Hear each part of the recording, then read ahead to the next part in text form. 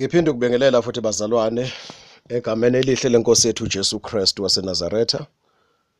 Siyambonga uNkulunkulu kakhulu ke bazalwane ngalesi sikhathi. Siyamdumisa uNkulunkulu wethu kakhulu. Funani umbuso kaNkulunkulu nokulunga kwakhe.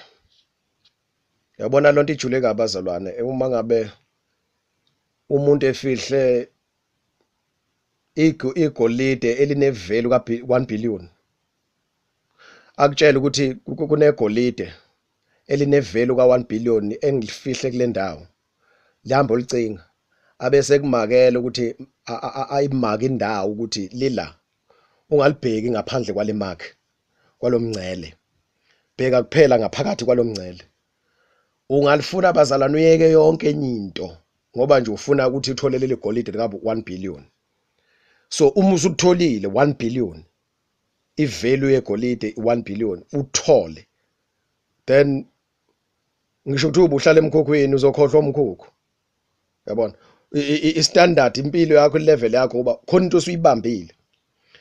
Alika processwa njalo leli golide ukuthi libe imali ukuthi nje phela utshela ukuthi line value ka 1 billion futhi uyakholwa lokho. Then ungalibambela ukufa nokuphilwa ayikho into ongayibamba ngaphandle kwalo kuphela. Ngoba uyazi ukuthi izinto enginazo ivalue yazo noma zingalahleka zonke ngeke ihlanganise ngisho 1 million. Zonke mase ngihlanganisa ngedayisa ngeke ikhiphe 1 million. But mangalahlekelwa leli golide sengilitholile lona linevalue ka 1 billion. So akuyilutho ukulahlekelwa iyo yonke into enginayo ngenxa yevalue yento oyitholile. So uma sizoqonda abazalwane lento yombuso kaNkuluNkulu mayithi uJesu asufune and masike sawubamba siuqonda ukuthi ivalue yayo ithini, kuyoba lula ukwenza amazwi kaJesu, imiyalo kaJesu mayithi uJesu ofuna ukusindisa ukuphila kwakhe makalahlekelwe yikho kuphi ikuphi okulahlekayo ikuphi okusindisayo. Usindisa ukuphila kwakho okuphakade spiritually, ulahlele ukuphila kwakho enyameni. So uluze izinto ezi-benefit eziudumo ezingcebe ezihonor zasenyameni zasemhlabeni noma ibizwa ngawe uyakwazi ukuyiluza because you understand ivalue yombuso kaNkuluNkulu. Ufunile wawubamba. Yabona ngeke ngithi kwabanye abazalwane uma ngifundisa ngale subject ngeke ngithi mangenza isibonelo uma ngase nje uNkulunkulu akuthathe nje usopa nje afika athi ngiyakuthatha manje siya nawe ezulwini ubona ushiya umhlaba akhuphuke nawe ushiya umhlaba ambe nawe ungena ezulwini ufika ubona ubuhle basezulwini ubona ubuhle basezulwini lobi iBhayibheli lichazayo.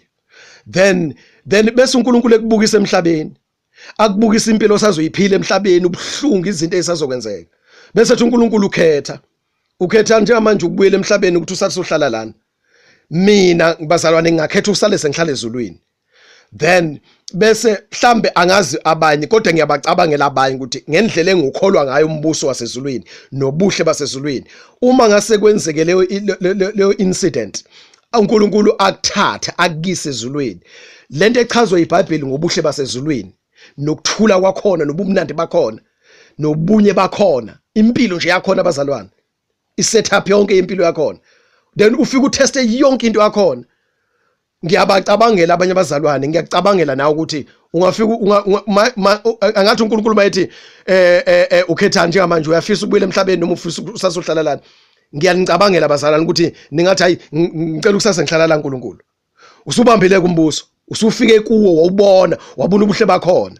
Well njengamanje ke bazalwane sinikezwe ifaith ukukholwa siumukela siubona siubamba siufuna siuthole siyawucinga we search for it, we seek it until we find it by faith. How? By believing the word of God, by studying the scriptures, by studying how umbuso kaNkuluNkulu, by studying the promises. Sifunde izethembiso kaNkuluNkulu, siufune ezwini likaNkuluNkulu, siufuna ngokufunda izwi likaNkuluNkulu, sifunde ngawo. uNkulunkulu azambulile kwabanye silalele befundisa nathi sihlupha. Uma ngabe irevelation yawo isikhona ngokukholwa uzwe ngiya-understand umbuso kaNkuluNkulu, ngiyawufila, ngiyawubona, ngiyawu-understand, ngiyawuqonda, I perceive it. Yabona? So anginandaba nalutho manje olunye Yabona, just like le example engishilo ukuthi ma usuthola igolide elinevelu ka 1 billion, awusenandaba ne possession yakho, awusenandaba nama assets akho, awusenandaba nayo yonke into yakho oyitholile oyisebenzela kanzima iminyaka, awusenandaba nakho konke ngisho bengakuthatha, ngisho bengakushisa, awusenandaba as long alahlekelwanga ileli golide osulitholile okade ulicinga. Yabona, mayithi uJesu seek the kingdom, seek first the kingdom, seek into yokusika abazalwane, to seek uyifuna into uyeke ezinye izinto. Yabona, mayithi umuntu uyi-job seeker, yabona, ufuna umsebenzi, ulambile, unezinto ayifunayo, imali akanayo, uxakekile, uhluphekile, uyawufuna umsebenzi, akawutholi, akabizwa kuma interview angaphasi, apply ngaphendulwa, ahamba ayofesa endaweni ethile, uyawufuna mase utholile omuhle oholela kahle, awubambe kahle, ayiphathe kahle umuntu. Yabona, ngoba into akade eyifuna ngenkathi esayifuna ubeyeke ezinye izinto, uyasuka umuntu makuthiwa hey kunamathuba omsebenzi eGoli esuka kwenye province, hey kunamathuba omsebenzi phesheya, kunabantu abasukela eSouth Africa baya phesheya, kunamathuba business opportunities eSouth Africa, kunama developments ayenziwayo, kunama tender akhishiwe emali engaka, ashiya umuntu icountry yakhe, ashizwe lakhe even overseas as South Africa. Yabona, uzofuna le tender, uzobid, uzo apply. So once wayithola lento uyibamba, ngoba manje useyitholile into ade ifuna. So uJesu uthi ke asifuna umbuso kaNkuluNkulu. Yabona, bazalane lento masikayi understand ukufuna ukuthi mawufuna umuntu ofuna uba njani, sinjani isimo somuntu ofunayo. Uyambona nje umuntu olahlekela ukuthi hey uma ungazi ukuthi lo muntu ufunani, kodwa uaction wakhe, isenzo sakhe, uyambona ukuthi umuntu ofunayo. Uyambuza ukuthi hayibo ulahlekelwe yini, sicingise khona into oyifunayo. Uyafuna umuntu, uyaphenya, yabona, okunye ukukhohliwe ukushile ngaleso sikhathi. So mayithi uJesu asifuna umbuso kaNkuluNkulu, kunendlela engabe sifuna ngayo bazalwane.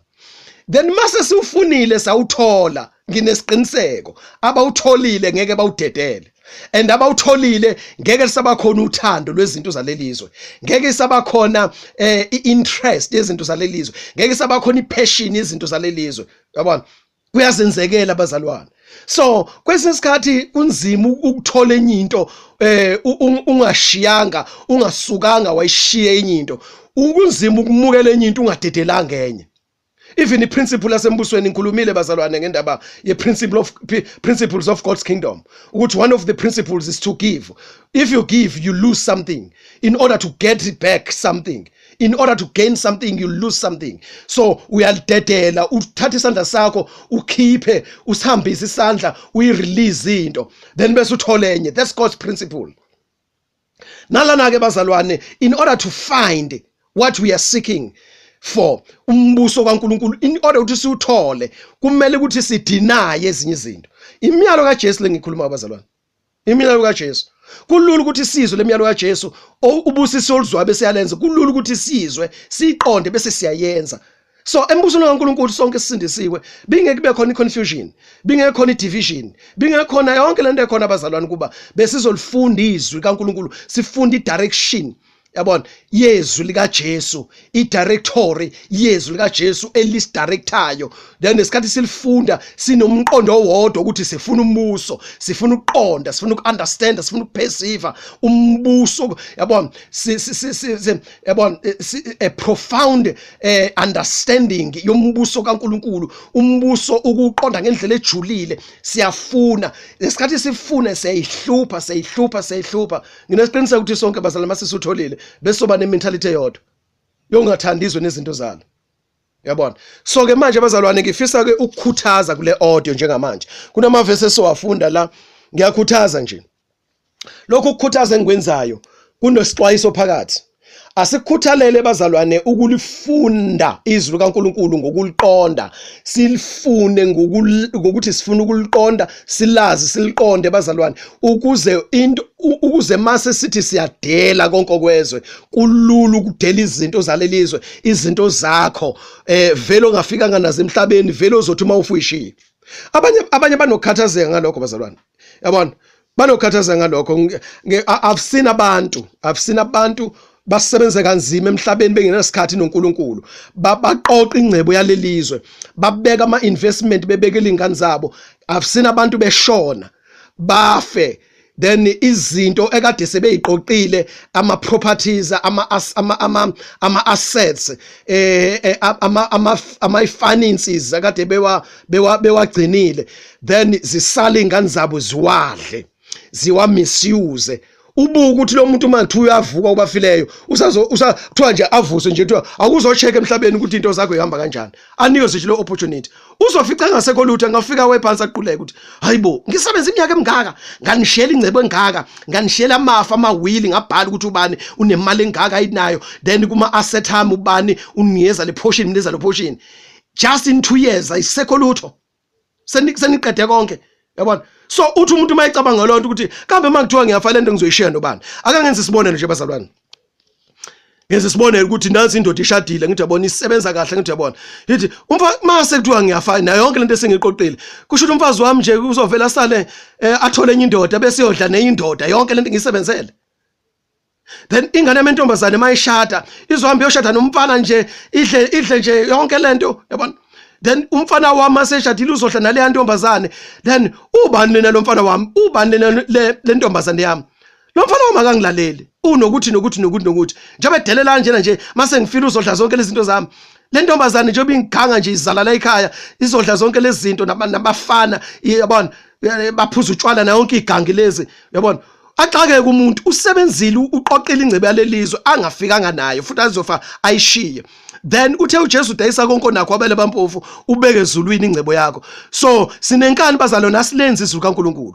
So ukungalenzi izwi kaNkulunkulu sazi ukuthi ku right ukwenza izwi kaNkulunkulu senze isono. Ngifuna ukukhuthaza ngalokho bazalwane. So vula amavesi ahlukene ukuthi uNkulunkulu uyakhuluma kulezi insuku, kumele simlalele, senze njengokusho kwakhe.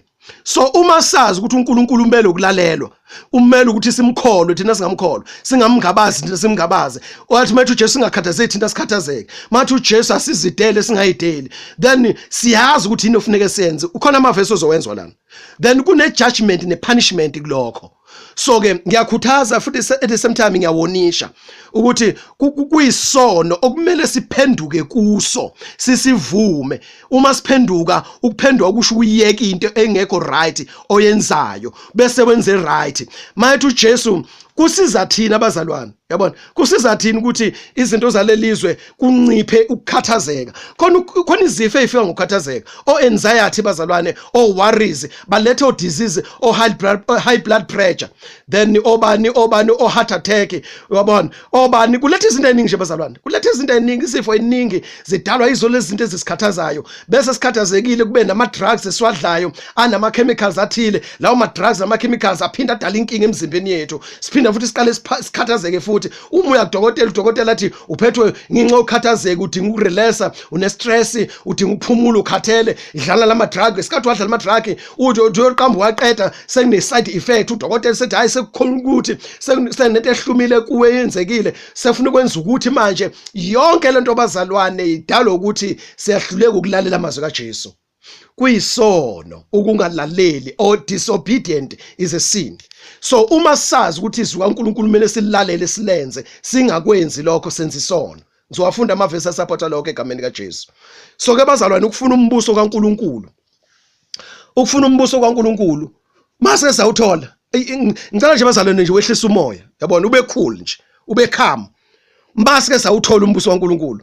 Hayi bazalwane, ngiyaqinisekisa, hayi ngiyaqinisekisa bazalwane, hayi bengafika nama AK47 bababeke ekhanda, balishaya ikhanda lisaphazeke ubuchopho nani mayivuma inkosi. The moment bebeke AK47 ekhanda, wena manje ubusubona njengo Stefan izenzo laphana uchapter 6 mapho sino chapter 7 yobu usufana uStefan wena usuyibona lamazulu evulekile. So ukuphahlazeka kwekhanda ngeAK47 kuyobe kusabisa laba abasele abasathanda izinto ba wena uyibonela umbuso nje. So awunandaba neAK mayithi uJesu ungamsabi obulala inyama, awunandaba nokuthi uzokubulala, because khona into yaziye nevelu umbuso, the kingdom of heaven, the kingdom of God. You understand it, you believe it, you've got a conviction on it, uyayikholwa into ngokujulile, yabona. Akekho umuntu ongahlonisa lapha kwabase Roma, angisazi chapter 18 bazana ngixolele lapha ngasekugcineni uthi umpostoli Paul yini yosihlukanisa nothando lukaNkulunkulu uKristu Jesu nakujula nakuphakama nabubanzi nakufa nandlala nakweswela nakubandezeka akukho kusihlukanisa nothando lukaNkulunkulu olukuKristu Jesu. Uthando lukaNkulunkulu is one of the benefits in the kingdom of God. If we seek the kingdom, the kingdom of God package kule package khona zonke lemsoco khona wonke lama benefits angaphakathi. Yabona mangilethe ibhokisi ngiphethe ibhokisi phakathi ngifake ama check emali enkulu ngafaka okhiye bemonto ezinkulu ezahlukene ngafaka ukhiye bezindlu kuleli bhokisi yonke into engidingayo ngizoyithola kuleli bhokisi. So if we seek the kingdom of God, if we seek the kingdom of God, phakathi kwi kingdom of God masike sayithola all the benefits that we need are there. And mase sambulelwe lonto saba ne revelation yalonto bazalwane. How are you looting AK47 mayibulala? Mabe kusabeza ukuthi bazokubopha into engelutho leyo. Into engelutho leyo. Ngisho bengakuthatha la ini emhlabeni, awukhathazeki because when une revelation, yabona yengcebo yobukhulu bengcebo kaNkristu Jesu. Mathe umpostoli Paul konke enkwakuyinzuzo kimi ngakushaya indiva ngenxa yobukhulu bokumazi ubani uKristu Jesu. Yabo so mase simazi uKristu Jesu safinyelela kwi full maturity and understanding of the Son of God. Sa understand umbuso kaNkulunkulu, all the benefits therein. Awubazalwane asenza ukuthi sime sijule sigcile sibe rooted singapheshulwa imimoya lelizwe. Ayikho into uSathane azosinunisela ngayo, azosihalisela ngayo, azosiyenga ngayo, yabona sigijime kuyona. So into esine concern ngayo kuphela intando kaNkulunkulu sisemhlabeni. All right, ngiyabonga bazalwane, ngicabanga ukuthi kezwakala. Right, uJames chapter 4, Jacobe chapter 4 verse 17. Yini esikhuluma ngayo njengamanje kule order ngikhuluma ngokuthi kunezono ezenziwa yithi singabazalwane. Kunesono engisenzayo mina nawe kunesono senzayo. Iziphi lezi zono? Isiphi lesi sono? Isono sokuthi singalaleli intando, singalaleli imiyalo yenkosi ethu Jesu. Siyazi kodwa ukuthi uJesu mayifundisa, uJesu mayikhuluma kufanele simlalele, senza kushoyo. But asikwenzi lokho. Yabona, manje uJesu dela konke ungilandele. Uthabatha isibambalo sakhe imihla emihle ungilandele. Asikwenzi lokho. Yathi yabona. So uLuka chapter 9 verse 23 kuya 26. Asikwenzi lokho bazalwane. Yathi yabona. So manje maningi ama commands kaJesu Kristu esiwaziyo kodwa siwenzi. Isono ke leso bazalwane. Leli verse engizolifunda lisupporta lokho. James chapter 4 verse 17. Ngakho ke lowo okwaziyo okuhle okumele akwenze kodwa angakwenzi wenza isono. Ukuba ngifundisa nangesono bazalwane noma mhlambe le auto mangidedela ibayinde kakhulu bengizo search ama verse akhuluma ngesono. Then nibese sithi ke yini isono? Esinye isono nje senziwa abazalwane ukuzondana. Yabona ngoba abanye bayawuphesive umbuso kaNkulunkulu, abaye bengawuphesive bayambulelwa, abanye bangambulelwa bese kubakhona iconfusion. Sisindiswe sonke, siyakholwa sonke, kodwa manje as understand ngendlela efanayo. Why? Yabona sekudala ukuxabana manje imisebenzi yenyama isobala. Lokhu ungaboni ngasolinye sigcina sihlebana sikhulumana kabi. Yabona sijivazana ngithi yabona. So ngoba nomunye ufuna ukuthi abalandeli bakhe bazi ukuthi enu right, nomunye ufuna ukuthi abalandeli bakhe bazi ukuthi right. Lama qembu bazalwane awekho right. Wayikhuza umpostoli Paul into ngoba seKorinte, ngithi 1 Corinthians lapha ekhuza khona uchecka nje ngoba seKorinte ukuthi ethi omunye uthi Apollo, omunye uthi kwaPaulos, omunye uthi kwabani. Hayi bazalwane ithi incandweni kanti uNkulunkulu wethu wehlukene yini, uhlukanisiwe yini. So inkingi isuka lapho bazalwane ukuthi asimiseli thina ngokwenzizwe kaNkulunkulu ngendlela efanayo. Malithi iBhayibheli kwabaseFilipi chapter 2 lithi mawubekile lo mqondo okuKristu Jesu. So masinomqondo kaKristu Jesu sonke wemiyalo kaJesu bingeke ibe khona le confusion bazalwane. Ngabe baningi uNkulunkulu abaletha insindisweni basindiswe, besindiswa ngenxa yenkambo yethu, ngenxa yempilo yethu, ngenxa ye-lifestyle yethu, ngoba bayasibona ukuthi si confess uJesu Kristu oyedwa, and uJesu Kristu senza ukuthi impilo yethu ihluke ifanane ngobungcwele, ngokwenza, ngokuphila ngenkambo. Yabona? So ke uyezwa ke manje lithini verse lana uthi uJakobe senza isono. Ezinye zezona ezizenza abazalwane lokhu kuxabana, lokhu kubanga, lokhu kudivideka nani yonke lento trying to prove a point kubalandeli bakho. Lately bazalwane, lately sengimbango khona, wabona onye inceke uma kufuneka ushumela kwenye indawo, abantu bami laba, then awukwazi ukukhuluma kanjena ngoba abantu bami. Hayibo bazalwane, wena wadala abantu wena, futhi khona abantu abafela wena esiphambanweni. Ngoba uNkulunkulu odala abantu, uJesu wafela abantu esiphambanweni. Ngoba ngokuthi nawe wenzelwa umusa nje uthi usindiswe, kube khona izinto zaziyo about the kingdom of God. So manje sekwabantu bakho lapha, ngenxa ukuthi uNkulunkulu wenzele nje ifavor, ukunikeza igrace ukuthi uma ukhuluma bakuzwe labantu bakuthande ngoba befuna ukuthi abasize ngawe. Manje sekwabakho. So yonke lento bazalwane idala iconfusion kubantu abangakholwa. Abanye bosibangalela abantu abangakholwa ukuthi mina ngikholwanga ngoba manje ngangifuna ukholwa, ngifuna indawo enokuthula. Sengikhathelwe impilo yezwe, sengikhathelwe inzondo namagqubu, sengikhathelwe ikwehlukana idivision. Ngifuna abantu manje abanokuthula kaNkulunkulu, ngifuna impilo entsha. Mangithi ngena kuleli sonto, hawu nasi lento engiyaziyo nami ngingakholwa iyenziwa lana. Manje ngena kuleli sonto nasi lento, nakho ukuhlebana, nakho ukuzondana, nakho ukukhulumana kabi. Ayi ngafuna ngayihlalela phansi ngangazi ke manje ukuthi kanti lo Jesu sinecala abazalwane. Isono siyazi ukuthi kunempilo ofuneka siphile. Mayithi amaHebrew chapter 12 ngithi verse 2-3 ungixolele mangakuthi kahle. Then lithi sibheke kumqalisi nomphilisi okukholwa kwethu ubani uJesu Kristu. Uma sonke amehlo ethe njo kuJesu Kristu, then uJesu uzozambula. Ma uJesu ezazambula efeza inkazimulo, sonke siyayibona inkazimulo yakhe. Ma uJesu ambula into ethile, khona izinto uthi mawuthi uyashumayela, then uzo omunye ekhuluma into efanayo yakho kwenye indawo. Uthi uvula iRadio, uvula iTV, awunangi lo muntu ukhuluma ngalento bese bethi abazali message of the time. Then uma uJesu lethi revelation of the time, then siphesive sonke lo message. Siqale manje sikhuluma into eyodwa kodwa sazana endaweni ezahlukene. Why? Because sibheke kumuntu oyedwa uJesu Kristu. Sinendlebe eyodwa yakomoya kuJesu Kristu mabekhuluma. So ke esinye isono bazana senza yikho ukuzondana. Ngithi uma ufunda uFirst John chapter 3, ungixolela mangakhotha kahle mhlambe lapha ko verse bani, ake ngicheke nje bazalwane ngingakafundi lama verse asupporta lezi statement engishoyo. uFirst John chapter 3, First John chapter 3, ngizoqala ngicheke lapho verse 10. Angisakhumbuli kahle ivesi. Ngalokho ke bayabonakala abantwana abangabantwana bakaNkulunkulu nabangabantwana bakaSathane.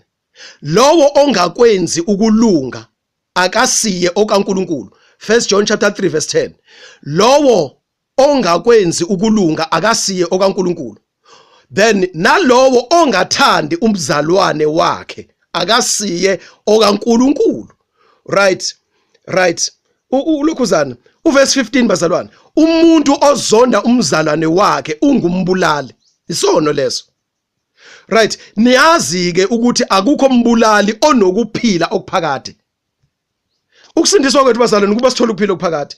So uma ngabe ungamthanda umzalwane wakho ngenxa ukuthi uNkulunkulu mambulela lokho yana wena akakwambulele, then loyana unebandla membership engaka wena una membership engaka. Ayi bazalwane kuningi sengikhulume kulama audios bazalwane manikulalela kahle, then iziningi izinto ezigcina izixova ibandla. Kuyaqondiswa nje manje ibandla bazalwane. Kuyaqondiswa ngempela. Thina singama leaders ake sithathe initiative bazalwane. Esamukela ivangeli sakholwa, sawezwa amandla kaNkulunkulu sasindiswa, sinobufakazi ukuthi sisindisiwe ngempela. Just that khona izinto ezingene ngesinyelela santshontsheka ndlela thile, then sagcina sivumelana nezwe ndlela thile. But uNkulunkulu senzele revival njengamanje. uNkulunkulu uyasi restoration njengamanje. Ake sithathe initiative, sibuyele emvini zikaNkulunkulu. Siphenduke into eningekho. Ake sithanda ama colleagues ethu. Ake sithanda abafowethu isebenze esinazo embusweni kaNkulunkulu. Siyithande. Lo muntu unento uNkulunkulu ayibeke kuye engenayo. Nami nginento uNkulunkulu ayibeke kimi lo yamfowethu anganayo. Ake sithandane as colleagues, as brothers in the Lord. So ke kubonakala isithandana thina singama leaders. Into abanganayo abazalwane mabexwasana ngokuthi wena ungaphansi kweminisi kabani, lona ungaphansi kweminisi kabani, then babone sithandana, bagcine sebethandana nabo. Bathandane omangalayo nikhosa ndawonye umholi wenu uyedwa. No, umholi wami ubani, umholi bathi bathandana. Ilokho uNkulunkulu afuna abazalwane egameni kaJesu. Aqale kithi lapha enhlokweni phezulu. Isono masazi ukuthi konke kufuneka siyenze enhle. Kuhle ukusupportana sizinceke zikaNkulunkulu. Kuhle bazalwane ukuthobelana sizinceke zikaNkulunkulu. Kuhle ukusebenzisana sizingcezu zikaNkulunkulu. Kuhle ukusebenzisana singabazalwane. Sihlanganyelwe entweni zonke. Singabazalwane. Ngangamandla uNkulunkulu ngesilinganiso sesikalo sokukholwa akunikeze sona njengomzalwane. Uma senza imiyalo kaJesu izwe lihluleke ukuyenza, then the world shall be judged. People of this world shall be judged one day by our action, by our obedience. So ke izono zethu singabazalwane zikhona, sisindisiwe. Then lapho uJesu athi khona kuzana isambulo chapter 2, isambulo chapter 2 lapha mhlambe ku verse 3-4 ungixolele uzoyithola kodwa into engiyishoyo. Uthi uJesu ngiyayazi imisebenzi yakho. Ngiyakwazi, I know everything about you. But enye into engiyaziyo ngawo futhi khona indlela obungithanda ngayo. Usilahlile leyo ndlela, ulahlile uthando lokuqala. Then akusimina ke ngizothatha initiative yokuphenduka, yokwenza to do something.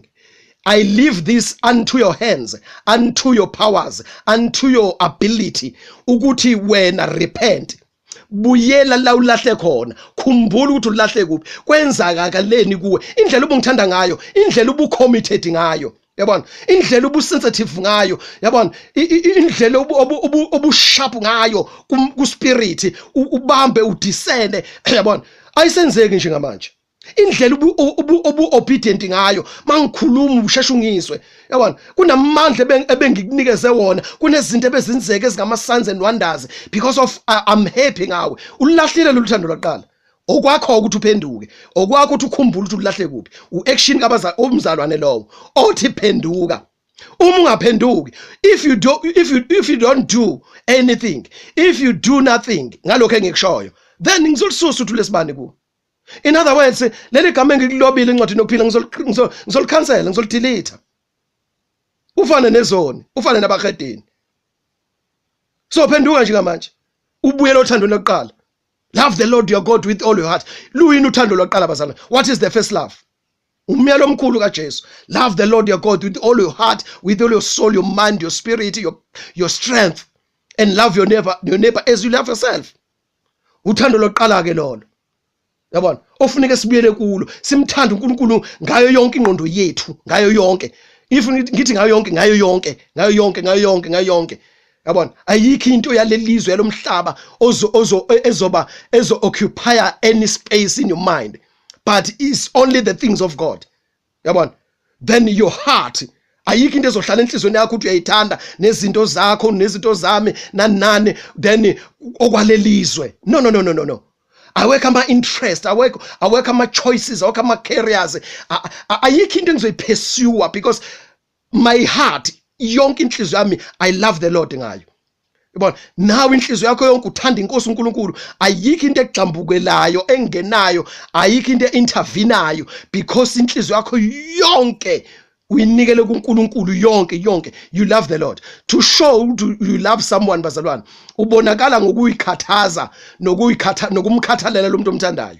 Then I normally say njoba mangifundisa ngalento, unkosikazi oba ngishade naye washiya umuzi wakubo, washiya abantu bakuba azalwe kubo, washiya abazali bakhe ekhulele lapha nabaza angangazi mina. Ungibone ngoba sengipropose nje kuphela.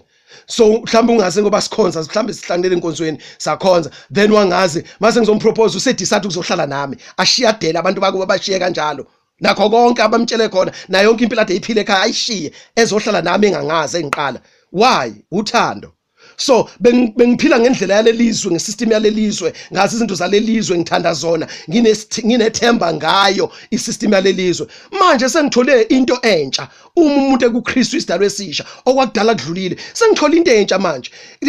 Ingqondo yami yonke, inhliziyo yami yonke, amandla ami onke ngiwanikela kule mpilo entsha. Yabona? So then ngiyamthanda uNkulunkulu ngenhliziyo yami yonke. Then uma ke endleleni ngihambe ngantshontsheka, ngalahleka, ngalishiya lothando lwaqala, mawuyinkosi ingenzela umusa, ethi nje manje ngiyalungisa, ngikhipha amabala namachashaza. Yabona, ngiyancoma okuhle kwenzile, kodwa lokhu nalokho okungekuhle ngiyakudisclose, ngiyakudalula okungekuhle, ngisho ukuthi lokho akuhle, kulungise. Musu kulungisile, I will accept you, I will welcome you warmly, ngizokumukela. Yabona, So kodwa uma ungafuni ukuphenduka ulungise, then I will be forced ukuthi noma ngathanda ukwenza lokho kodwa uwena ngo-action wakho ozokwenza ukuthi ngikudinaye nami. Uthi uJesu ongivuma phambi kwabantu nami ngiyomvuma. Hayi ngoba uJesu ebuyisele okubi kokubi. Hayi ngoba ekhokhisa okubi kokubi, no. But umuntu ngesinqumo sakhe ngokhetha kwakhe, ngoba une free will umuntu, unenkululeko, unentando, unenkululeko yoyikhethela, freedom to choose. So umuntu eyikhethela ngokhetha kwakhe, utshela uNkulunkulu ukuthi mina ngifuna kwenzeke kanjeni. uJesu khona bakhotha khona athi ngendlela othethelela ngayo nobaba osezulwini yokuthethelela ngayo. So yithi sidetermine indlela uNkulunkulu azoresponda ngayo kithi. So uma sithethelela abanye ngendlela uNkulunkulu abathethelele ngayo, nathi uNkulunkulu yosithethelela kanjalo ngendlela athethelela ngayo uNkulunkulu. Naye uNkulunkulu yosithethelela kanjalo ngoba thina uNkulunkulu ithina senze ukuthi asithethelele ngalendlela uNkulunkulu afuna ukuthi esizomukele ukuthethelelwa ngayo. But uma ngibathethelela abantu ngisakhumbula, noNkulunkulu uzongithethelela akhumbule. Angikho ke lapho bazalwane. Ngisentweni etheni ethi uma sazi imiyalo kaJesu ukuthi kumele siyenze singayenzi, senze isono. Okay? Esinye isono sokubulala. Isono sokubulala ukuthi angimthanda umzalwane wami.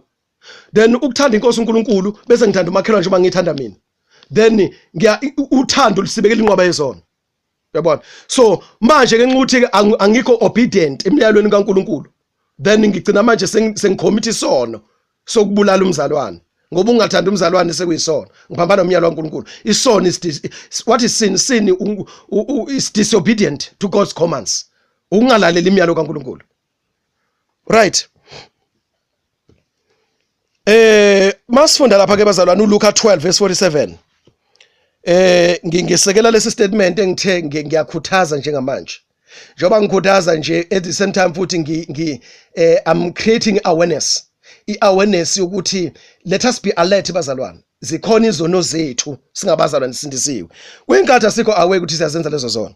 And uma ungayithatha lento uyilalele kahle nje impela uyilalele kahle. Then uyithobe nje udlinze ngayo ucabange ngayo. Then uma ungcela uzokwambula nokunye esikwenzayo okuyizona ongafanele. Then njengamanje bazalwane siyarestorishwa. Siyabuyiselwa ecebeni entandweni kaNkulunkulu ephelele ukuze senze intando kaNkulunkulu emhlabeni sisekhona emhlabeni. Then automatically we'll be ready for Jesus coming. I-rapture izowenzeka noma yinini. Kuzoba nzima uma usalohluthweni ngiyagcizelela lokho encwadini engebhalile nakwami ama-audios. Kuzoba nzima ngendlela emangasayo. Abanye abanalo ulwazi lento ezokwenzeka. That's why bephila lempilo abayiphilayo. So kuba bebazi ukuthi kuzowenzekalani, ubungeke ube ubuzosaba uthuthumele.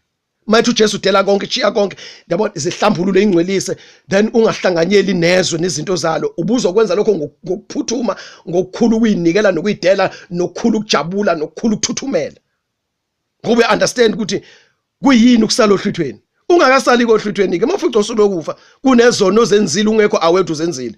Ufe umangalo umuthi uma uphuma umphefumulo wakho ushiya lo mhlaba uphumele esihogweni. Umangalo uthi ngiyaphila ngoba mina ngisindisiwe.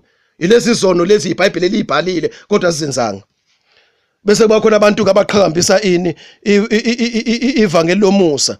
Ngishumayela ivangeli lomusa bazalwane. Yonke lento engikhulumayo ngikhuluma ngenxa yomusa kaNkulunkulu. But hayi lo musa manje usuyilicense yokwenza izono ukudla izono. Adle nje izono umuntu ahlale etafuleni lezono, athathe ifork and knife alethelwe izono, adle nje ayitika izono athi we are under grace. No, angisho leli ivangeli bazalwane. Ngisho ivangeli ukunderstand ukuthi sisindiswe ngomusa. Lo musa bese ngawudeserve, lento bese ngayideserve ukusindiswa lokuthethelelwa kwezono. So sibamba ka iyigugu kithi ngoba ngiunderstand ukuthi bengolahliwe, bengofile, bengiyizinkunzi zesihoko. Ngahawukelwa ngomusa kaNkulunkulu. So manje ayikho into ngoba ngekathi umusa ungakafiki bengibhizi ngezinto zalomhlaba azingisizanga, azingisindisanga. So umusa kaNkulunkulu wambulwe kimi, yabona. Now ungifundisa ukuthi ngidele konke, ngidelizwe ngithi no to the worldliness, yabona. So izinto zalelizwe azingisizanga zonke, yabona, noma zinganconywa nani. So azingisizanga mina, so ngibambisisa manje umusa kabani kaNkulunkulu. Iyona into engafuna ukulahlekelwa yiyo. So ngiyamesaba uNkulunkulu. Makukhona lapha engone khona ngoba siyawenza amaphutha. udlinze ngendlela engekho right, ucabanga ngendlela engekho, uyihlambulule uyingcwelise. Ngiphendule ngendlela engekho right lapha, yabona, uyalwa khona izinto ezivukayo zenyama, uzubhlungu, kodwa ucela uNkulunkulu, Nkosi ngicela ungisize, ngiyahluleka lana, Nkosi ngihlulekile lana, Nkosi ngishayisile lana, uyahlambulula, uyathuthumela phambi kaNkulunkulu. Ngikhuluma ngalo musa ke bazalwane. Hayi lo oyilasensi yokudla izono oshunyayelwa kulezi insuku. Right, Luke chapter 12 verse 47. Verse 47,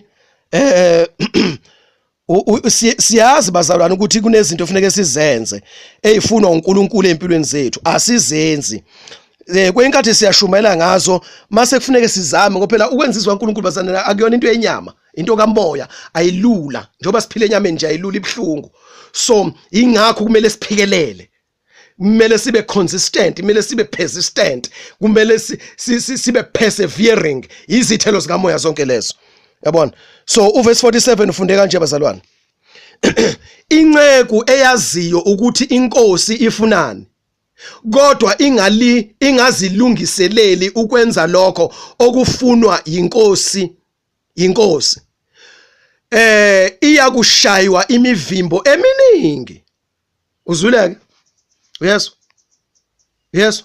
Sizinceku zikaNkulunkulu. Makhulwa ngenceku bazalwane, bonke abantu baNkulunkulu abasindisiwe bazinceku. We are servants of God. Yabo, angikho kuleyo subject leyo. But i-perception eyandile ukuthi inceku ilaba kuthiwa abafundisi, ilaba kuthiwa abaholi, ama leaders. Wonke umntwana kaNkulunkulu uyinceku. We are a servant of God. Scripturally can prove that ngama scriptures amaningi, and kugcwele iBhayibheli lonke. Umntwana kaNkulunkulu inceku, umzalwane osindisiwe, inceku owaziyo ukuthi inkosi ifunani, kodwa ingazilungiseleli leyo nceku, lo mzalwane angayilungiseleli ukwenza lokho okufunwa inkosi, iyakushaywa imivimbo eminingi. Verse 48, kepha leyo eyenze okungafanele ngenxa yokungazi, iyakushaywa imivimbo embalwa. Yilona lowo ophiwe okuningi kuyakufunwa okuningi kuye, nophathiswe okuningi kuyakubizwa okuningi kakhulu kuye. Hey, asoyiqaphela nto bazalwane. Yezwa ukuthi thini lento? Uma ngabe ngumholi ngiclaim ukuthi ngiphathiswa izinto ezinkulu eziningi, then kuningi okufunwa kimi. Kuningi okufunwa kimi. John chapter 9, chapter 9, verse 41. Verse 41, right? Ngisekela nje lento ukuthi zikhona izono zethu singabazalwane. Uma siyazi ukuthi uNkulunkulu ayifunayo singayenzi, siyona. And ngokona kwethu singayenzi uNkulunkulu ayifunayo, sigcina futhi si-add esinye isono, sizondane. Masizondana singabazalwane, singathandani, singababulali, siyabulalana. And ubulala kanakho ukuphila okuphakade kuye.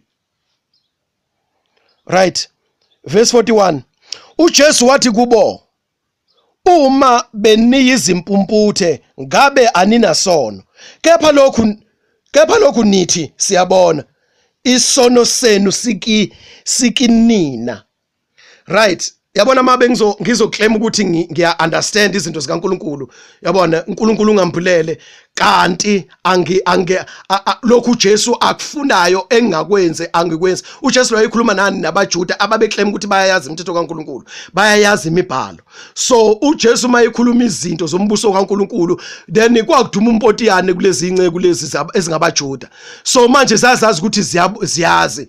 So uthi uJesu kuba benivuma ukuthi anazi, ngamemazi kuba benithoba ukuthi no, mina ngi-understand leli ngxenye yembuso kaNkulunkulu, lama revelations ngombuso kaNkulunkulu, mina ngi-understand, no, ngiya-admit, yabona.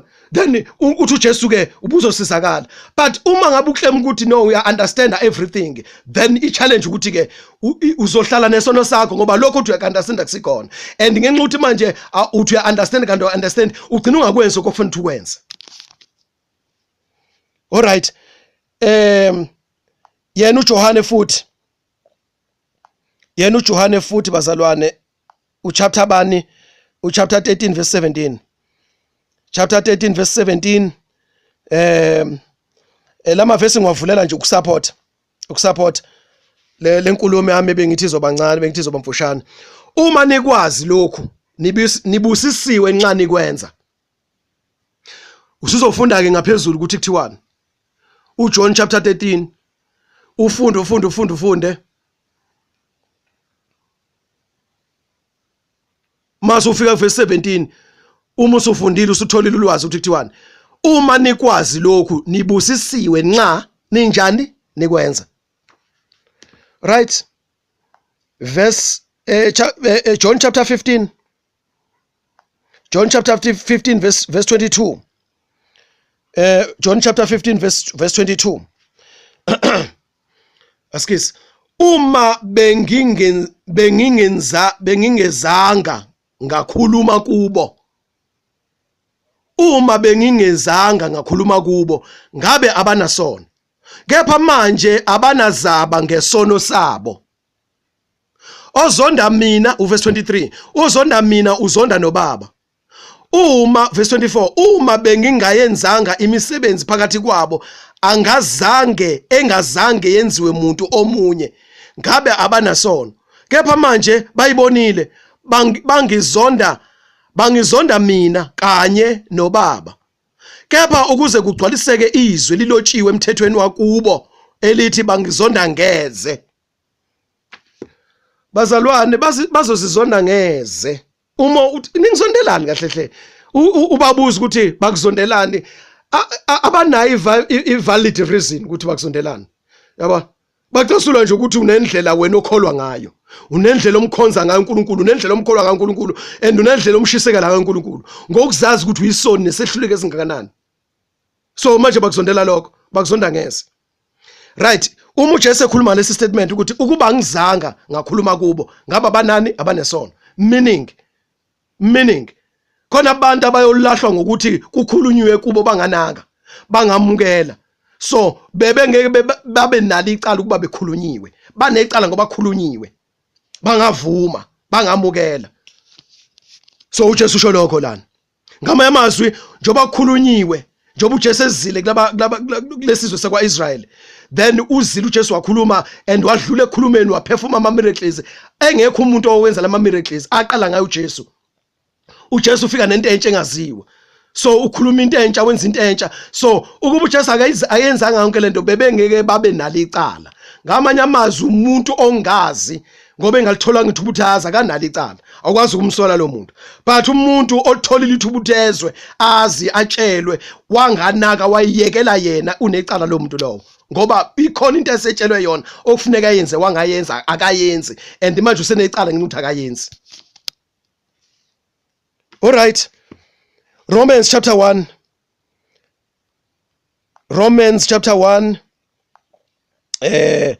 verse 20 to 21.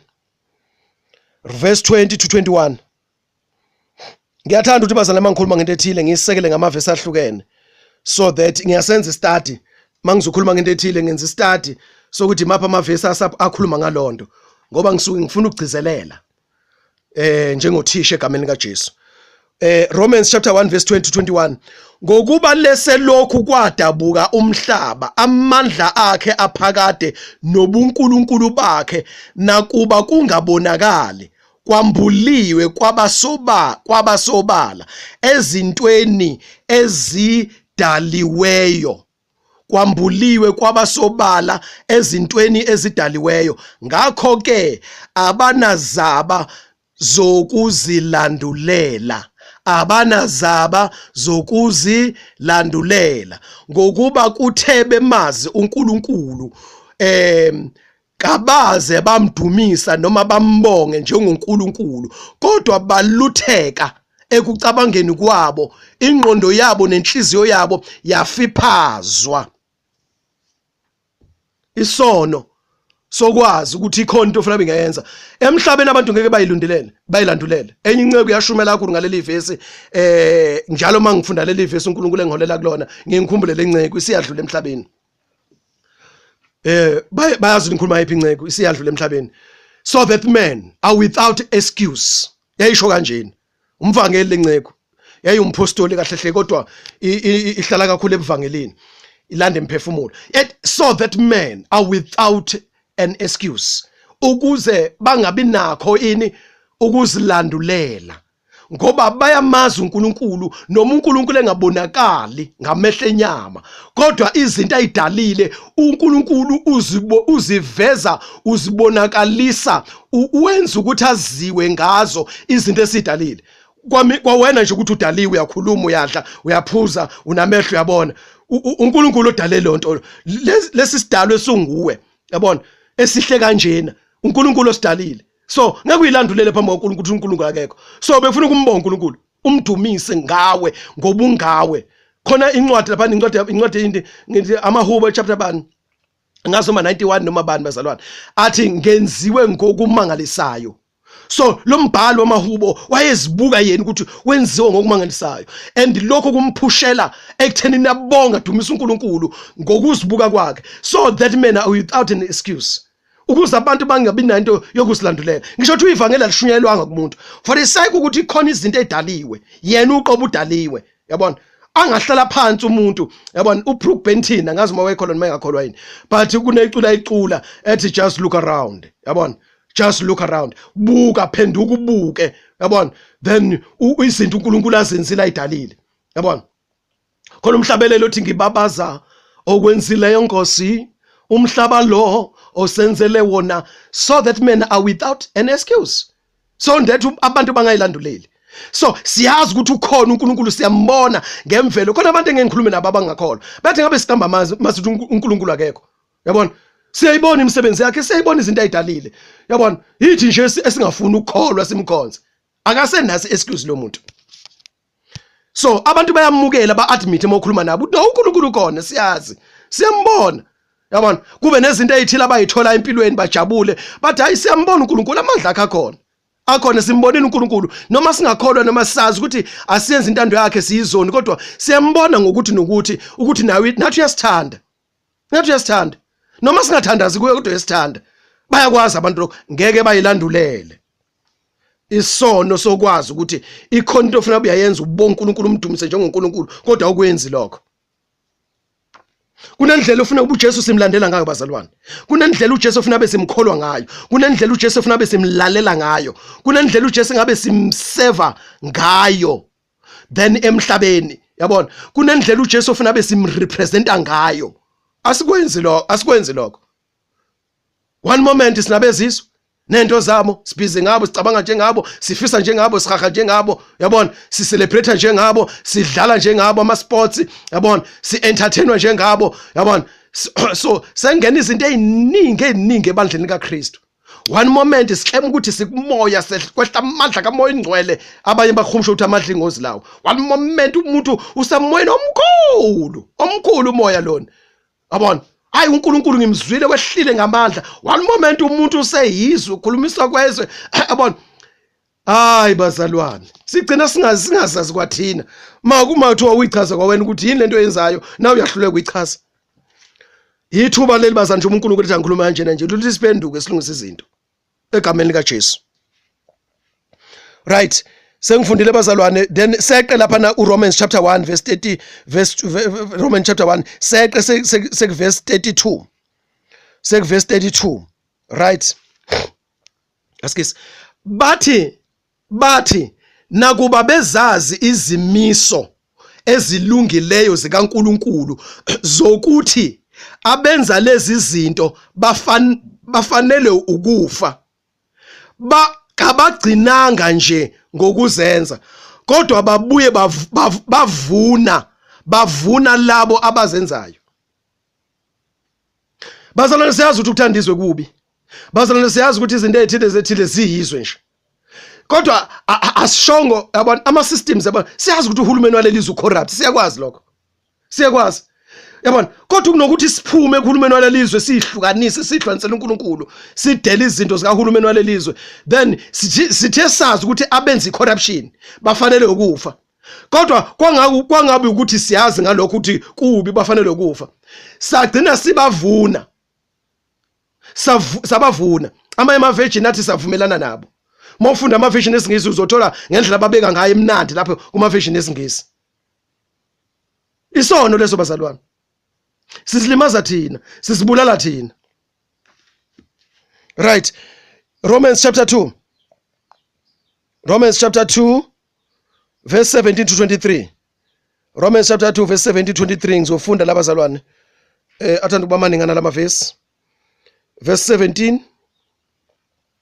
Kepha uma ubizwa ngomJuda futhi wethembela emthethweni uzigqaja ngoNkulunkulu futhi uyazi intando wemukela lezo zinto ezemukelekileyo ungofundisiweyo emthethweni uzethembile wena ukuthi ungumholi wezimpumputhe ungukukhanya kwalabo abasebumnyameni umyali weziwula nomfundisi wezingane uyisibonakaliso solwazi lweqiniso emthethweni pho wena ke ofundisa omunye awufundiswanga yini wena na wena kanye oshumayela ukuthi kungebiwa uyeba yini na wena othi makungaphingwa uyaphinga yini na wena onyanya izithombe awuwaphangi yini amathempeli na wena luqobo ozigqaja ngomthetho awukhombisi yini ukungamhloniphi uNkulunkulu ngokweqa umthetho na laze lamnandi izwi likaNkulunkulu bazalwane laze lamnandi izwi likaNkulunkulu Romans chapter 7 verse 13 ngiyavala manje egameni lika Jesu Romans chapter 7 verse 13 pho okuhle kwaba ngukufa kimi na phinde akunjalo kodwa isono ukuze sibonakale ukuthi siyisono sangibangela ukufa ngokusebenzisa okuhle ukuba isono ngomnyalo sibe sibi kakhulu right siyavala lapho bazalwane sometimes bazalwane senza izinto ngempela yabona ngoba inyama yethu iyalwa nathi yabona lokho kuhle sikwazi ukuthi kumele sikwenze kodwa sikwenze inyama iyasicindezela to push us into another direction esingathandi ngempela ukuya kuyona esingathandi ngempela lento ithini lento lena ithi yana kuNkulunkulu angiye kuNkulunkulu siyoyikhalela siyoyicelela uNkulunkulu siyahluleka ngenkathi ngibanjwa inkosi ngisindiswa yangibamba ngaleso statement bazalwane ukuthi uma ungena Jesu uyisigqilasani sesono usathana uyakubusa uba namandla phe kwakho ngazama ukuyeka izona ethile ngingasindisiwe ngingafuni ukusindiswa then ngiyamangala ke ngoba noma sengisindisiwe khona izinto engizenzayo ngiyazi bazalwane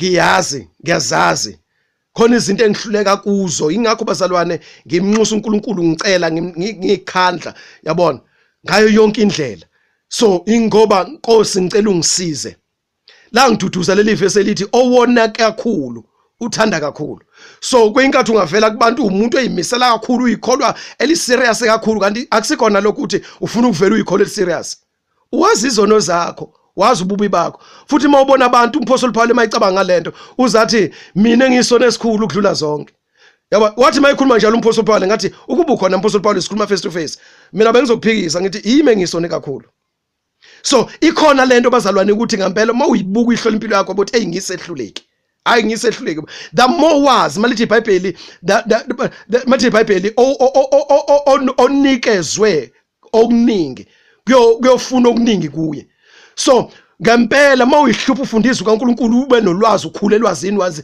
ugcina ufika lapho uthi senginolwazi luningi kodwa manje ngisahluleka kokuningi uyazibona uyadaluleka so ngokwanda kolwazi ukuthi uNkulunkulu ufunani emthethweni wakhe kuvama nesono lapho ngoba mawuswazi ungayenzi into yaziyo then uyona yilokho engishoyo ke bazalwane sonke ngicabanga ukuthi siyathindeka kulesi sifunde kade sikusona manje sokuthi kunezono zethu singabazalwane siyathindeka sonke bazalwane kodwa kuba umuntu nomuntu abheke iso lakhe abheke ugongolo kuye mina nginogongolo kimi makuza kuwe wena unocezwana kodwa kuwe unogongolo makuza kuwe makuza kimi wena ufuna wena makuwena ufuna ukubheke mina uNkulunkulu uthi wena unogongolo mina nginocezwana mina kufanele ngibheke wena uNkulunkulu uthi mina nginogongolo wena unocezwana kusho ukuthi sonke sinogongolo lapho futhi sonke sibuye sibe nocezwana akabonga uJesu muhle bazalwane